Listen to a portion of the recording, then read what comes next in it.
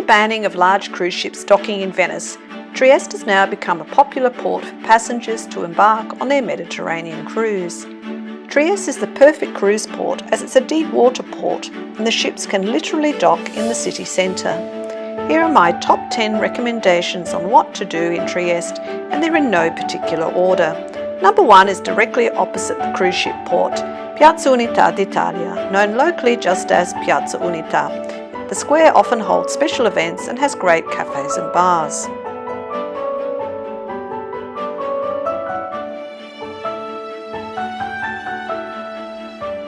Number 2 involves climbing up the hill behind the piazza, up to the San Giusto Castle.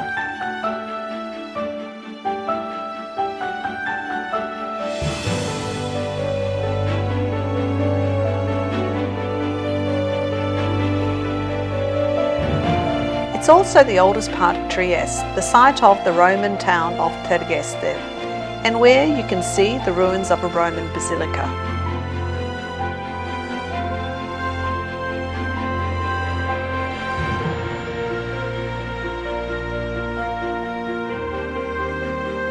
The castle was built as a fortress by the Austrians in the 17th century when they took over the city.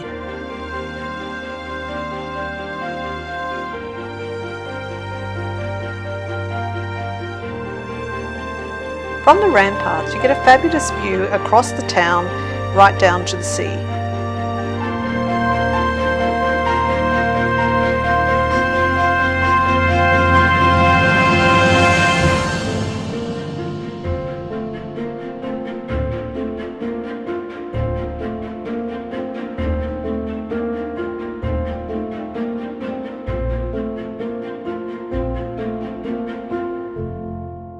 Number 3.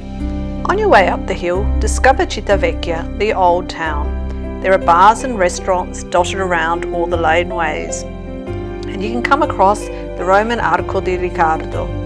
James Joyce used to enjoy drinking in the bars just above the arch.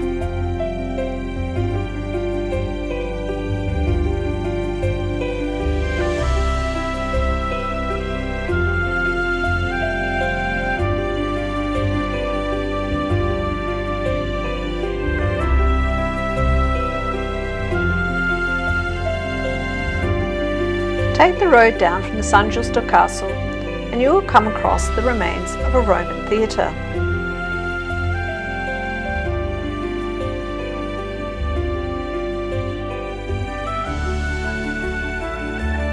It was constructed in a semicircle shape, unlike the Colosseum in Rome, which was circular.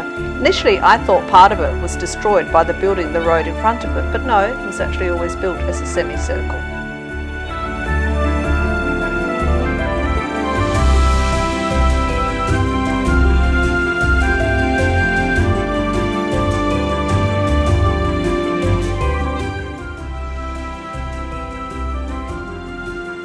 Number 4. James Joyce lived in Trieste for 15 years. Wander around the Grand Canal area and you can see there's a statue of him crossing the Ponte Rosso bridge. The canal was built in the 19th century so ships could unload their goods right into the city centre. Originally the bridges were opening bridges, and over the years they were replaced with static bridges, and now only a few small boats can be moored in the canal,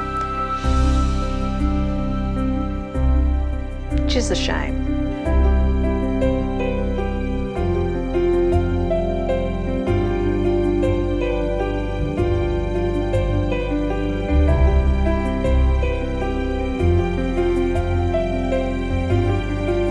Next to the Grand Canal is the Serbian Orthodox Church of St. Spiridon.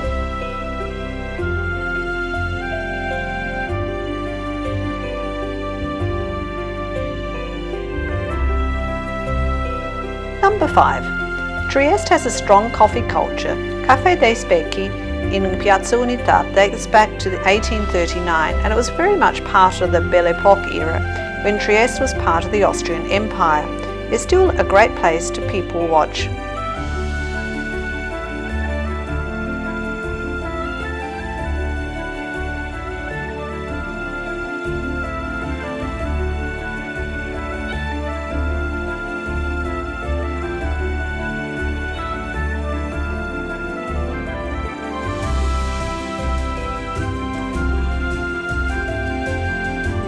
The tree-lined pedestrian area is called Viale 20 Settembre and it's popular with locals.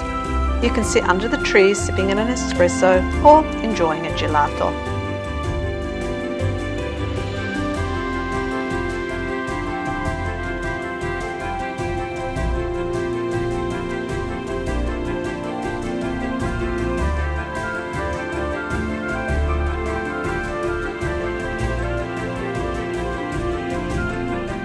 Number 6. Near to the cruise port is the Old Fish Market, which is now an exhibition space called Salone degli Incanti. Over the years I've seen some great exhibitions, and last summer there was one on Frida Kahlo.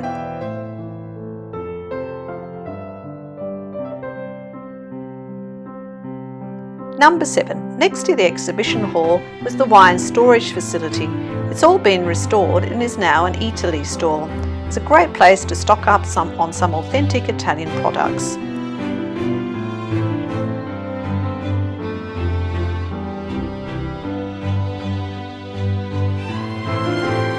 The coffee shop on the ground floor has a glass covering the area where the wine barrels were unloaded. It's a perfect spot for a coffee overlooking the marina.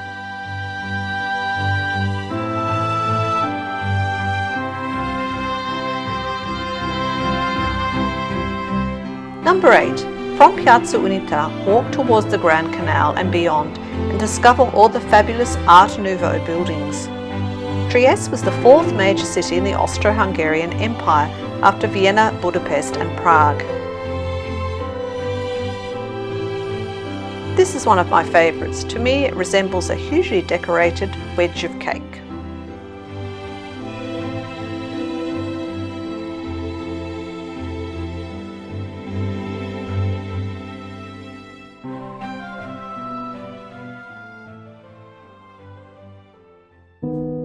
Number 9. A more sombre location to visit.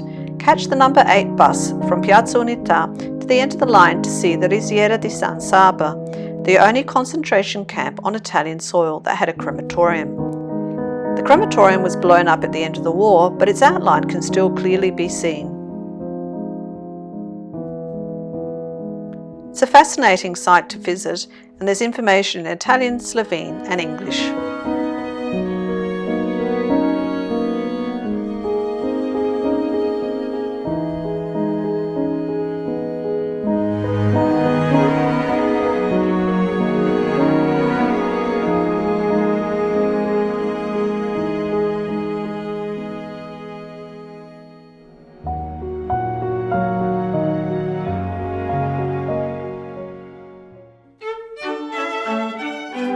Number 10. A short walk inland is the house museum, the Museo Civico Sartorio. The museum is free to enter. There's only a charge if there's a special exhibition on. The Sartorio family donated the house and its contents to the city of Trieste.